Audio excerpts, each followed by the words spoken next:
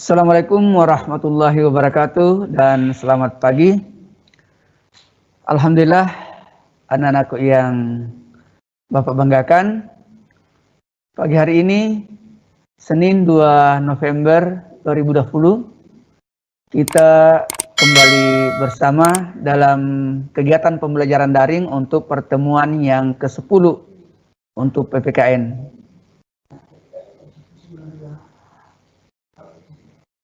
Materi atau bahasan kita pada pertemuan yang ke-10 ini membahas tentang lembaga-lembaga negara yang ada di Indonesia.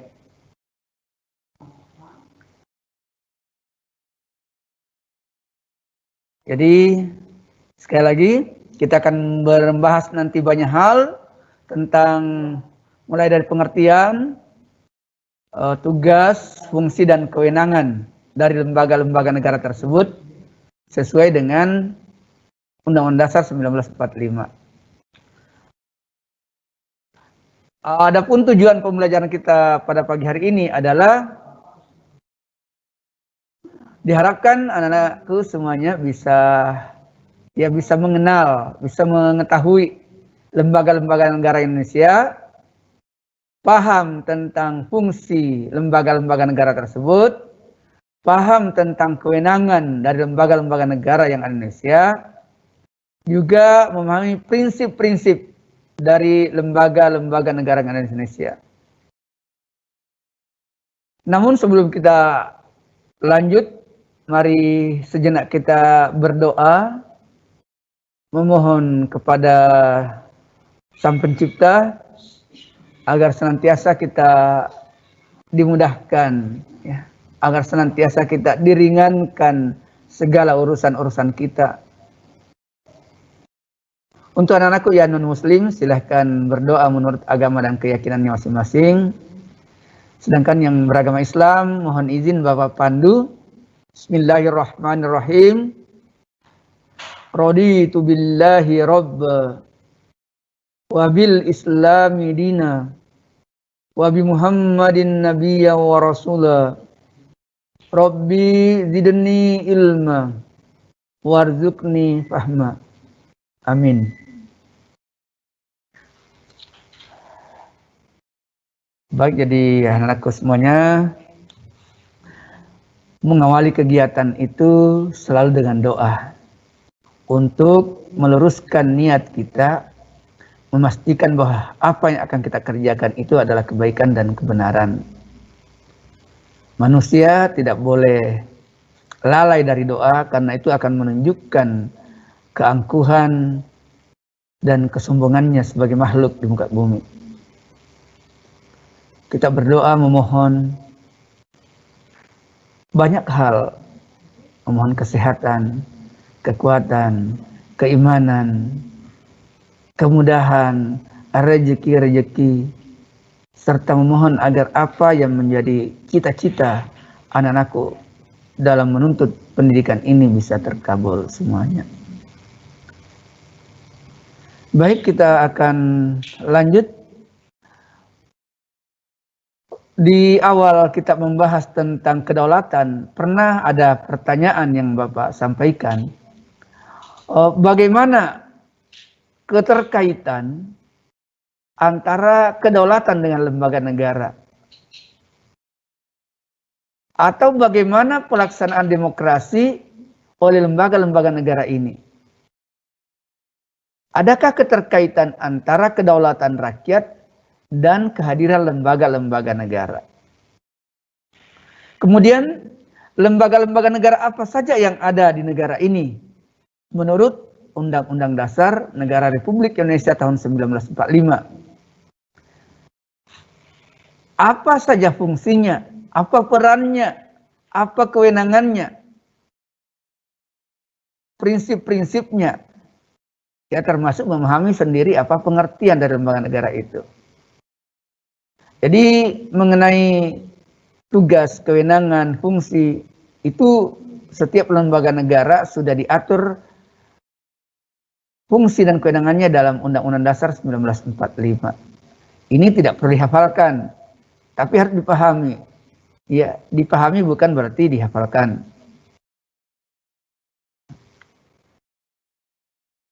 bahwa sebelum amandemen ini anak-anakku boleh nanti membuka-buka di Google atau YouTube, mencoba melihat perbedaan antara lembaga negara sebelum amandemen dan lembaga-lembaga negara setelah amandemen. Karena itu ada perbedaan. Ada lembaga negara yang dihapuskan setelah amandemen dan ada lembaga negara yang dibentuk setelah amandemen. Yang mana lembaga negara yang dihapuskan itu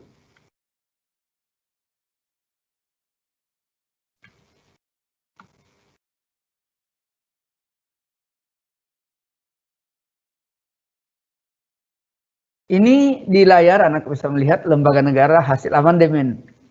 Ada yang sudah tidak ada di sini, seperti Dewan Pertimbangan Agung atau DPA. Itu dulu ada. DPA salah satu lembaga negara yang waktu itu tugas dan kewenangannya adalah memberi nasihat dan pertimbangan kepada presiden dan wakil presiden. Namun dengan berbagai pertimbangan, akhirnya pada saat Undang-Undang Dasar tahun 1945 diamandemen, lembaga ini dibubarkan. Nah, ini apa pertimbangannya sehingga DPA dibubarkan? Mohon diperhatikan ini. Ya, karena nanti akan ada tugas. Ya. Bapak ingat betul tugas-tugas kalian yang pernah Bapak berikan itu 4 tugas dari 8 pertemuan itu tidak maksimal ia mengumpulkan tugasnya. Dan anak-anakku bisa melihat sendiri nilainya. Boleh melihat nilainya. Mungkin kalau hanya dapat 10 nilainya, itu berarti tidak pernah mengumpulkan tugas. 1 kali mengumpul tugas itu beri nilai 30. 2 kali 60. 3 kali itu 80 ke atas. Nah kalau 40, 4 kali mengumpulkan tugas itu nilainya ya 85 ke atas, itu sampai 90, 94, tergantung dari kualitas tugas-tugasnya. Nah ini juga kalau dikaitkan, apa keterkaitan antara tugas dengan pembahasan kita tentang kedaulatan, tentang lembaga negara. Ini adalah pelajaran buat anak-anakku untuk belajar juga bertanggung jawab. Ketika ada tugas, ya dikerjakan dengan tanggung jawab, dengan jujur, dengan sungguh-sungguh. Karena apa? Kalian inilah yang kelak akan mengambil alih kepemimpinan pada bangsa ini. Lalu sekolah itu menjadi tempat untuk berproses. Kalian dibantu, kalian didampingi untuk dikembangkan segala potensinya. Baik potensi kecerdasan intelektualnya maupun yang berkait dengan kepribadian dan karakternya. Tugas, mengerjakan tugas itu, di situ karakter yang bisa kita kembangkan itu kejujuran, tanggung jawab, kerjasama. Boleh kerjasama, boleh silakan. Yang nggak boleh itu mengcopy pekerjaan teman lalu mengirimnya. Baik, Bapak lanjut sedikit untuk tentang pembubaran DPA tadi atau Dewan Pertimbangan Agung. Itu dianggap tidak maksimal kehadirannya karena lembaga ini hampir tidak memiliki kewenangan baik secara hukum maupun secara politis. Karena hanya memberikan pertimbangan kepada presiden. Dan itu tidak harus pertimbangannya itu dilaksanakan oleh presiden. Oleh karena itu dibubarkan. Nah, sebagai penggantinya sekarang ada Watimpres, Dewan Pertimbangan Presiden. Nah, mohon dicermati nanti di berbagai sumber-sumber referensi yang resmi ya, baik itu di Google, YouTube ataupun tulisan-tulisan tentang alasan pembubaran DPA itu.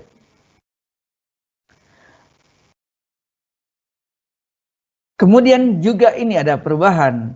Pada saat sebelum amandemen, MPR itu merupakan lembaga tertinggi negara. Sedangkan lembaga lainnya adalah lembaga tinggi negara. Sekarang setelah amandemen Undang-Undang Dasar Negara Republik Indonesia tahun 1945, lembaga-lembaga negara ini menjadi sama, yaitu lembaga tinggi negara. Di sini meliputi ada Majelis Permusyawaratan Rakyat, kemudian ada Presiden, ya lembaga kepresidenan, ini meliputi presiden dan wakilnya.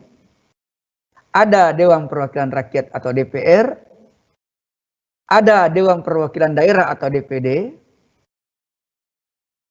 terus ada Mahkamah Agung, ada Mahkamah Konstitusi, dan ada Komisi Yudisial.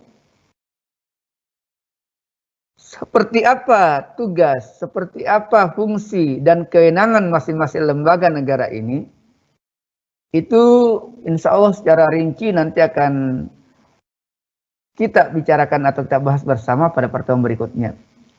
Pada pertemuan yang ke-10 ini, Bapak akan memberikan gambaran kepada anakku tentang fungsinya secara umum. Ya, fungsi-fungsi lembaga negara secara umum, termasuk pengertiannya, termasuk prinsip-prinsipnya.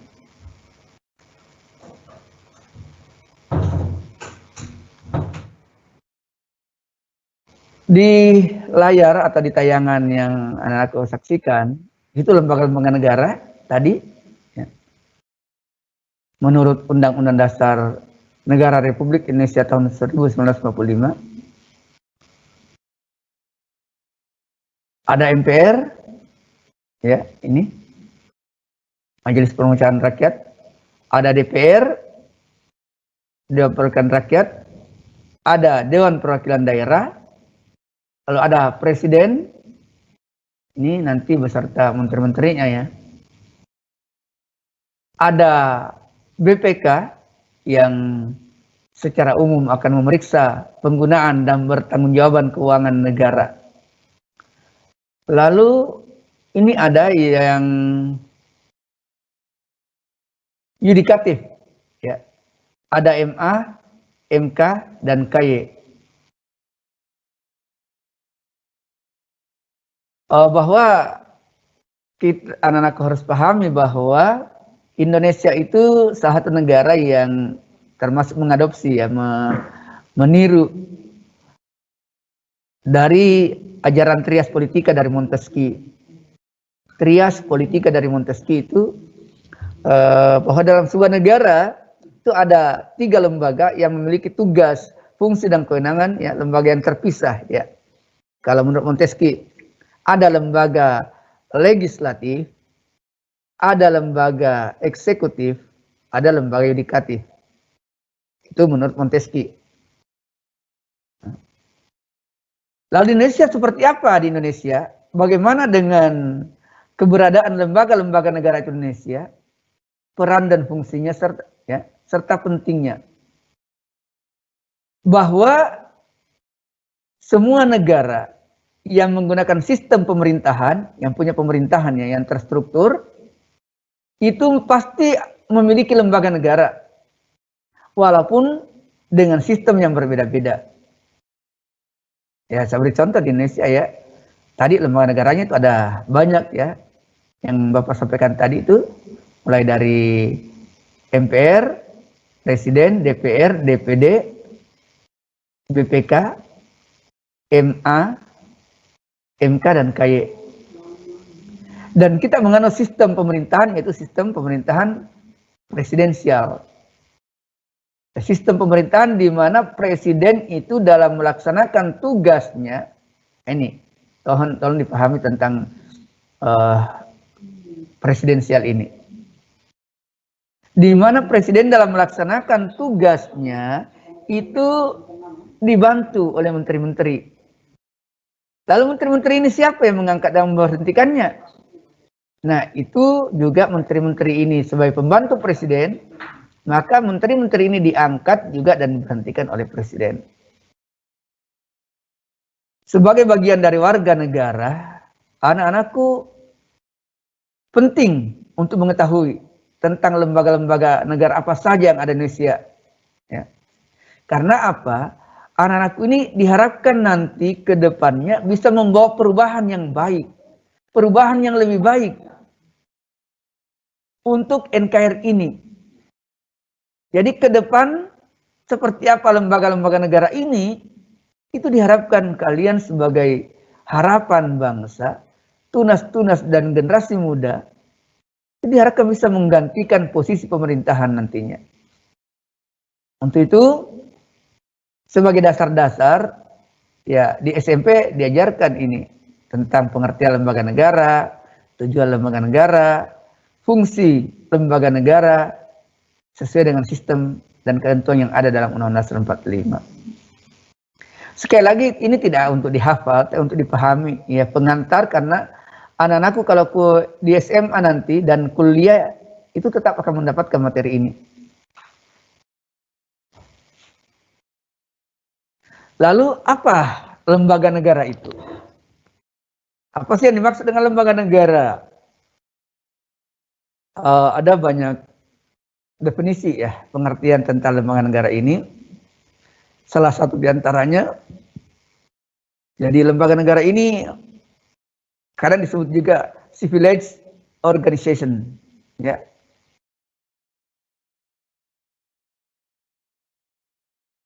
Lembaga negara ini adalah institusi yang dibentuk berdasarkan Undang-Undang 45 yang memiliki fungsi, tujuan untuk membangun.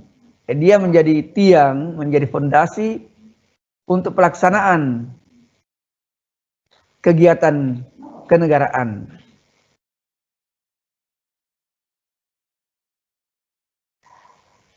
Bapak mengulang kembali bahwa di Indonesia, ya, lembaga negara itu dibagi 3 dengan, jadi ada 3 lembaga yang berbeda, terpisah tetapi tetap saling berkaitan.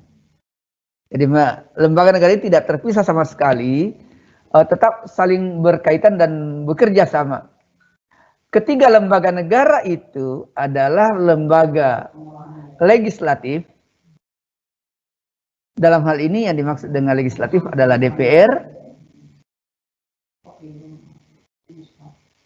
Kemudian yang kedua adalah lembaga eksekutif, yaitu presiden dan wakilnya, serta menteri-menterinya. Dan yang ketiga adalah lembaga yudikatif. Ketiga lembaga ini memiliki fungsi yang berbeda. Yang pertama tadi lembaga legislatif. Dari kata-kata lege itu membuat. Legislatif itu adalah lembaga yang membuat undang-undang dasar. Menyusun peraturan perundang-undangan. Itu DPR. Jadi pertama tadi DPR adalah lembaga legislatif. Lembaga yang membuat peraturan perundang-undangan. Yang kedua eksekutif, dari kata-kata eksekusi. Eksekusi itu melaksanakan. Jadi lembaga eksekutif ini dalam hal ini adalah presiden dan wakil presiden beserta menteri-menterinya. Yaitu melaksanakan. Jadi kalau tadi DPR membuat undang-undang, presiden melaksanakan aturan-aturan dan ketentuan undang-undang yang telah dibuat oleh DPR itu tadi. Ada yang membuat, ada yang melaksanakan. DPR buat, presiden melaksanakan dari undang-undang yang telah dibuat itu.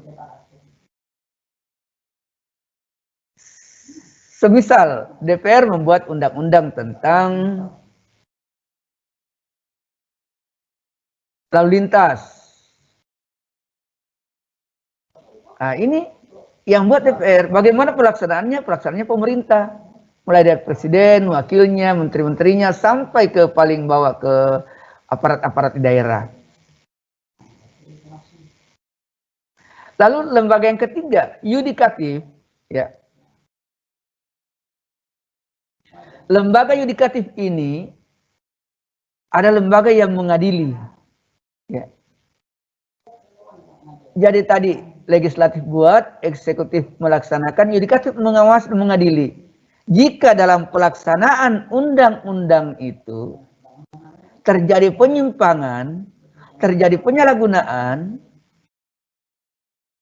maka lembaga yang menanganinya adalah lembaga yudikatif ini yang terdiri atas MA dan MK, ya, Mahkamah Agung dan Mahkamah Konstitusi.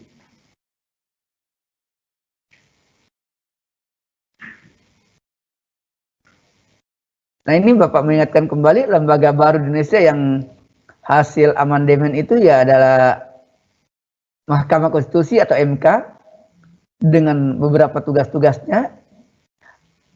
Lalu ada Komisi Yudisial serta Watim Pres, ya, Dewan Pertimbangan Presiden.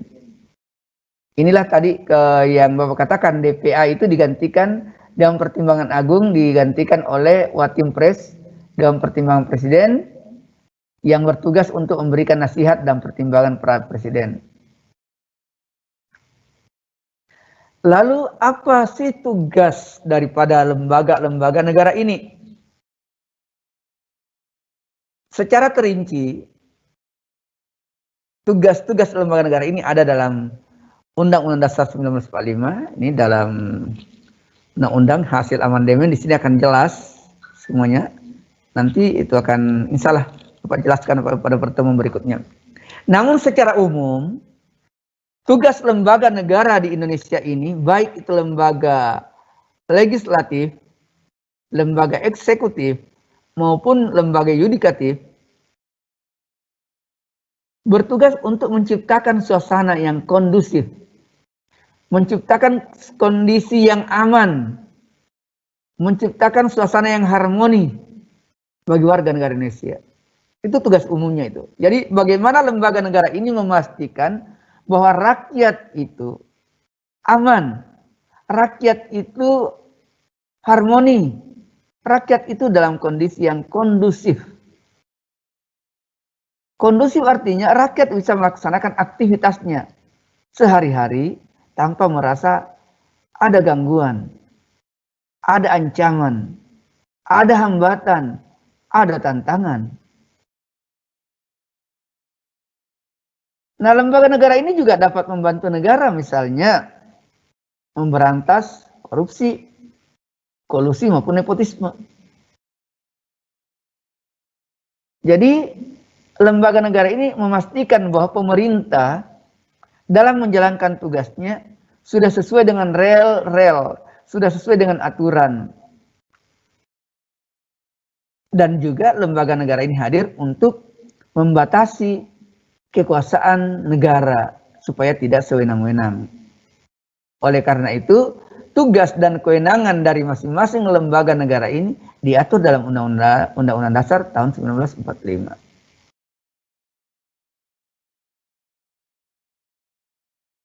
Fungsi umum, ya,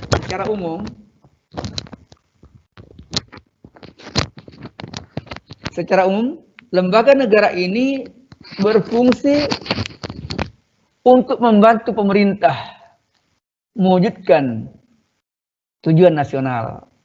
Masih ingat tujuan nasional kita dalam pembukaan Undang-Undang Dasar 1945 pada alinea yang keberapa? Itu ada 4 tujuan, alinea keempat, ya.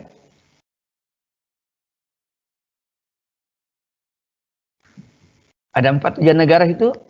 Yang pertama, melindungi segenap bangsa Indonesia dan seluruh tumpah darah Indonesia.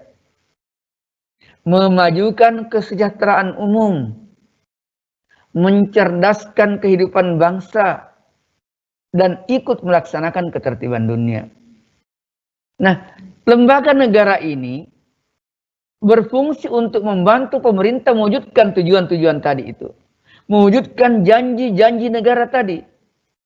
Jadi ketika negara didirikan saat itu dengan janji untuk memberikan perlindungan, melindungi segenap bangsa Indonesia. Artinya apa? Rakyat Indonesia itu ada jaminan, ada perlindungan, ada rasa aman untuk hidup bebas di wilayah Republik Indonesia. tentu juga dengan mengikuti aturan-aturan yang berlaku. Memajukan kesejahteraan umum itu janji negara. Maka negara berkewajiban untuk meningkatkan kesejahteraan umum itu rakyat secara umum. Jadi negara harus hadir ketika kondisi masyarakatnya kesulitan. Bukan malah ada oknum-oknum yang memperkaya diri sendiri. Berpesta di atas penderitaan rakyatnya itu tidak. Ya kita tidak berharap yang seperti itu. Kalaupun ada, maka itu bukan atas nama pemerintah. Mereka adalah oknum-oknum. Dan pemerintah akan mengambil tindakan tegas untuk orang-orang seperti itu. Lalu, lembaga negara juga ini berfungsi untuk mewujudkan tujuan negara, yaitu mencerdaskan kehidupan bangsa ini. Ini di bidang pendidikan. Nah, salah satu di antaranya, apa yang kita lakukan saat ini? Belajar bersama. Pemerintah mewajibkan, ya wajib belajar 9 tahun, 12 tahun. Artinya anak-anak Indonesia itu harus mengenyam pendidikan. Kalau 9 tahun itu berarti minimal 6 tahun di SD, tambah 3 tahun di SMP itu minimal 9 tahun. 12 tahun berarti minimal warga negara Indonesia berijazah SMA. Itu kalau wajib belajar 12 tahun. Itu upaya pemerintah. Dan pemerintah berkewajiban membiayainya. Membiayai maksudnya, ya menyiapkan fasilitas, gedung-gedung sekolah yang layak dan memadai. Ya. Sarana laboratorium, baik itu laboratorium bahasa, laboratorium IT, laboratorium IPA. Jadi bukan hanya berjanji mencerdaskan tanpa diikuti dengan tindakan nyata. Mencerdaskan itu artinya memastikan rakyat menjadi cerdas. Supaya tidak mudah diadu domba, tidak mudah ditipu, tidak mudah dibodoh-bodohi. Karena itulah anak-anakku menuntut ilmu sekolah. Ya. Supaya kalian punya dasar-dasar, terutama dalam berkomunikasi, berbicara, beretika.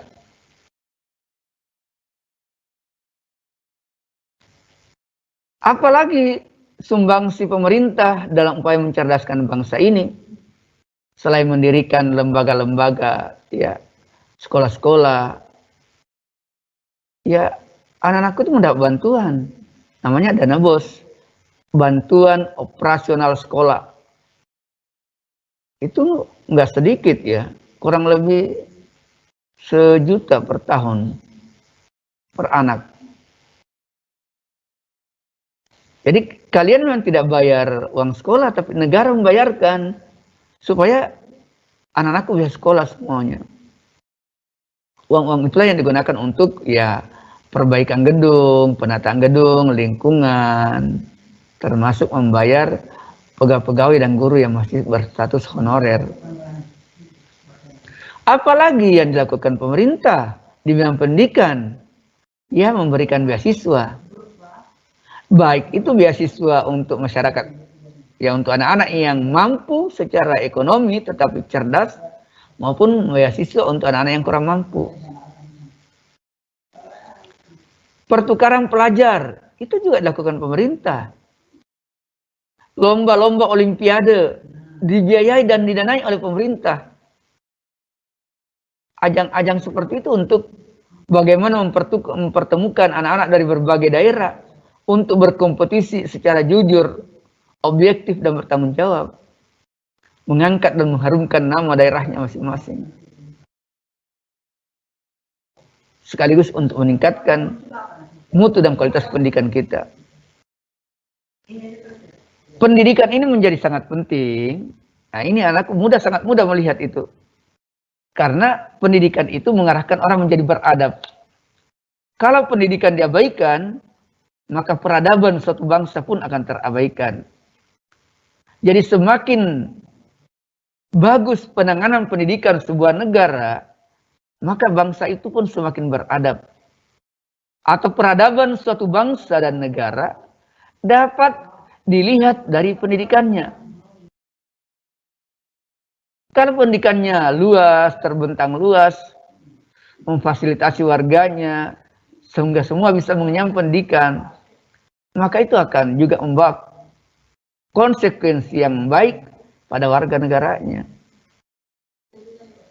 Maka anak-anakku sebagai siswa-siswi SMP, mengenyam pendidikan harusnya bisa membedakan mana yang benar, mana yang salah, mana yang baik, mana yang buruk, mana media-media atau tautan-tautan yang perlu diteruskan, mana tulisan-tulisan yang tidak perlu diteruskan, mana video-video yang boleh diteruskan, mana yang tidak perlu. Itu salah satu kecerdasan intelektual kita untuk memilih dan memilah.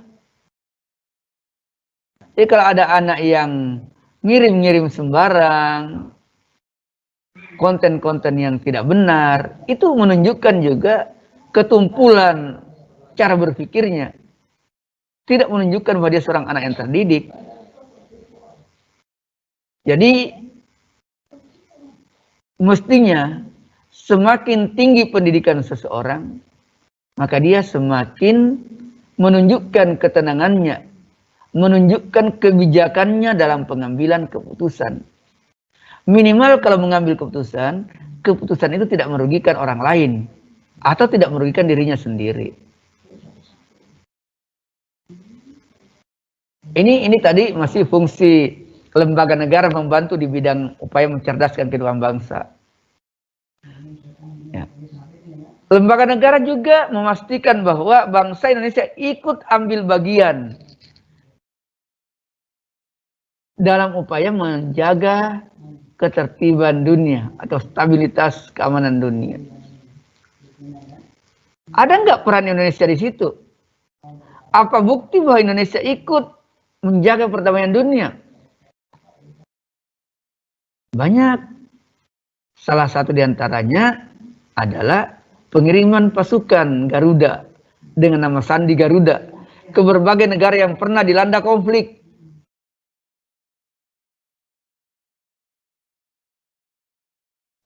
Jadi kita mengirim tentara ke sana bergabung dengan pasukan PBB untuk menjaga keamanan negara itu, membantu menyelesaikan konflik yang ada dan melindungi warga-warga negara yang ada di situ.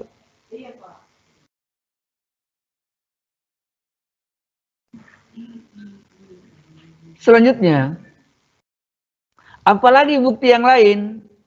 Ya, keterlibatan Indonesia dalam berbagai lembaga-lembaga dunia. PBB, ASEAN, OPEC, MEE. Itu semua menunjukkan bahwa Indonesia terlibat dalam ikut menjaga perdamaian dunia.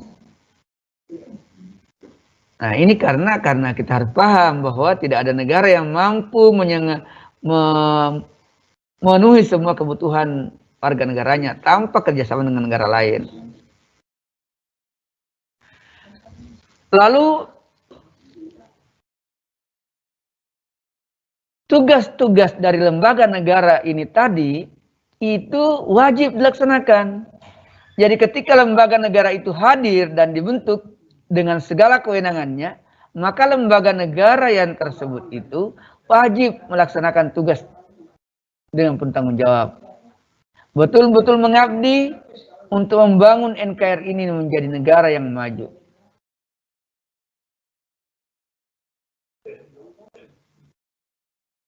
Bagaimana prinsip pembentukan lembaga negara?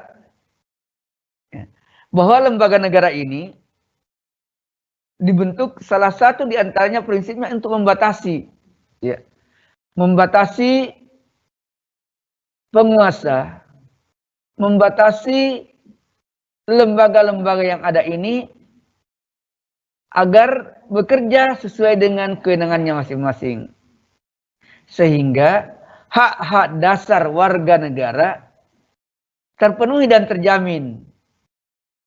Misalnya hak di bidang sandang, pangan, papan, ya. Dan demokrasi tetap dapat terjaga. Jadi prinsip yang pertama tadi, agar kekuasaan pemerintah dibatasi.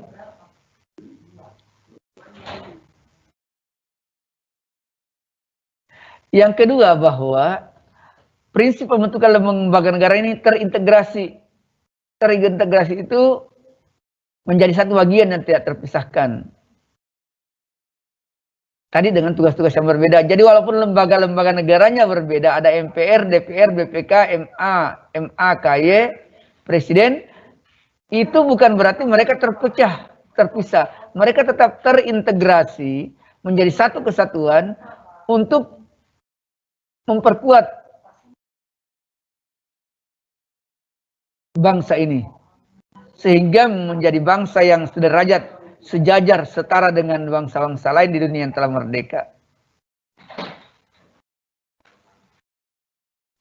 Lembaga negara juga memiliki prinsip untuk mengawasi, mengimbangi pelaksanaan pembangunan dan pelaksanaan demokrasi negara ini. Dan yang paling utama, yang paling penting, pembentukan lembaga negara ini adalah demi kesejahteraan masyarakat. Jadi kesejahteraan masyarakat menjadi yang paling utama. Bagaimana masyarakat dapat merasakan manfaat positif dari kehadiran lembaga-lembaga negara ini. Bagaimana agar warga negara merasa hak-haknya sebagai warga negara dijamin oleh konstitusi. Sekali lagi Bapak ulang, bahwa kesejahteraan umum atau kesejahteraan masyarakat inilah yang menjadi poin utama dengan adanya lembaga-lembaga negara ini.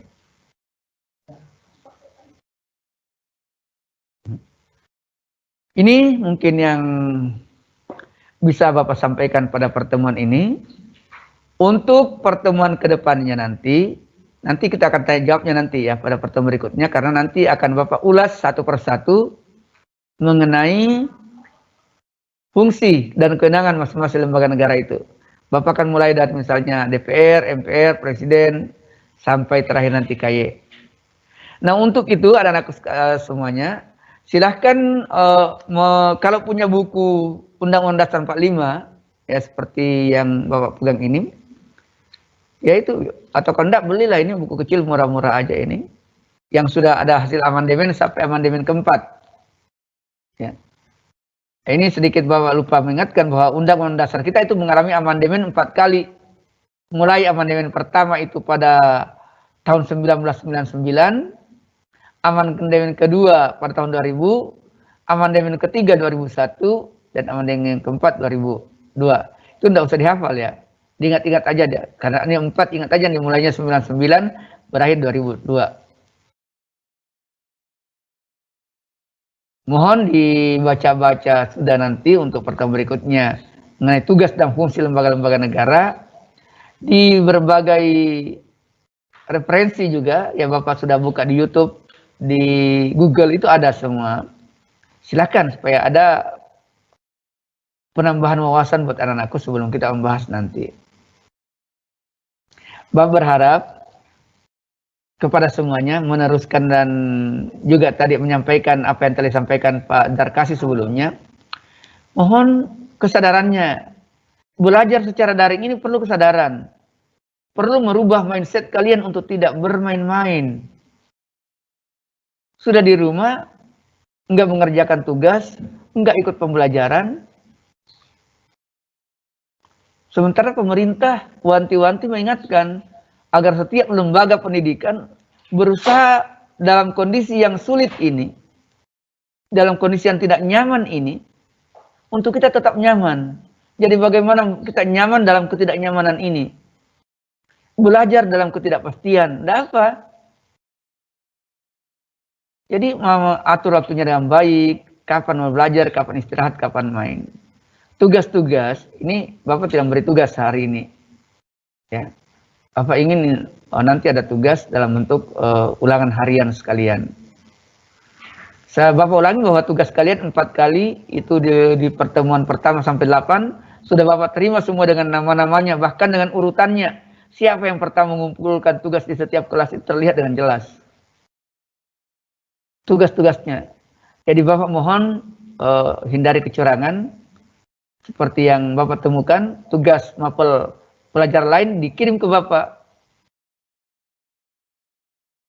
Loh, ini salah kirim atau gimana? Saya lihat pada tugas berikutnya, oh berarti ini ada yang perlu diluruskan.